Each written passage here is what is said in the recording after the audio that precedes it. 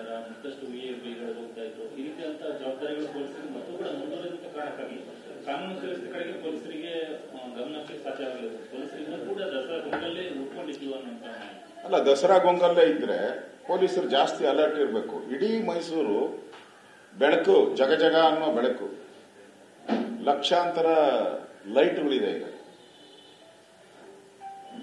ಇಷ್ಟೆಲ್ಲ ಲೈಟು, ಬೆಳಕು, ಪೊಲೀಸು ಕಾವಲು, ಬಿರಿಪ ಮೈಸೂರು ಪೊಲೀಸರಲ್ಲ, ಸುತ್ತಮುತ್ತ ಇಲ್ಲ ಜಿಲ್ಲೆಯಲ್ಲಿರೋ ಪೊಲೀಸ್ನೆಲ್ಲ ಅಲ್ಲಿ ಹಾಕಿದ್ದಾರೆ. 4-5 ನನಗಿರುವಂತ ಮಾಹಿತಿ ಪ್ರಕಾರ ಸುತ್ತೂ ಇರೋ 4-5 ಜಿಲ್ಲೆಗಳ ಪೊಲೀಸರು ಕೂಡ ಅಲ್ಲಿದ್ದಾರೆ. ಈಗ ಇಷ್ಟಿದ್ರು 4-5 ಜಿಲ್ಲೆ ಪೊಲೀಸರು ಇದ್ರು ಈ ಘಟನೆ ನಡೀತಾ ಇದೆ ಅಂತಂದ್ರೆ ಈ ಸರ್ಕಾರಕ್ಕೆ ಮಾನ ಮರ್ಯಾದೆ ಇದೆಯಾ, ಗೌರವ ಇದೆಯಾ? ಅದು ಸಿಎಂ ತವರು ಜಿಲ್ಲೆಯಲ್ಲಿ ಇವ್ರಿಗೆ ಪ್ರಧಾನಮಂತ್ರಿ ಮನೆ ಮುಂದೆ ಹಳ್ಳ ಇರೋದನ್ನ ಕಂಡುಹಿಡಿತಾರೆ. ಇವರು ಪ್ರಧಾನಮಂತ್ರಿ ಮನೆ ಮುಂದೆ ಹಳ್ಳ ಇರೋದು ಕಂಡುಹಿಡಿತಾರೆ.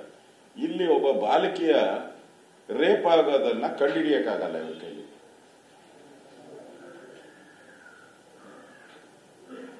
ಮೈಸೂರಿನ ಪೊಲೀಸರ ಮಾಜಿ ಸಂಸದ ಪ್ರತಾಪ್ ಆರೋಪ ಮಾಡಿದ್ದಾರೆ, ಪೋಸ್ಟಿಂಗ್ ಆಗಿ ಮುಖ್ಯಮಂತ್ರಿಗಳ ಪುತ್ರಂತೆ ನೇರವಾಗಿ ಹಸ್ತಕ್ಷೇಪ. ಅವರೇನು ಹೇಳಿದಾರೆ? ಸತ್ಯ ಹೇಳಿದ್ದಾರೆ. ಪ್ರತಾಪ್ ಸಿಂಹ ಹೇಳಿರೋದು ಸತ್ಯ ಹೇಳಿದ್ದಾರೆ. ಇವತ್ತು ಇಡೀ ಕರ್ನಾಟಕದಲ್ಲಿ ನೀವು ಕಾಸು ಕೊಟ್ಟಿಲ್ಲ ಅಂದ್ರೆ ಪೋಸ್ಟಿಂಗ್ ಇಲ್ಲ.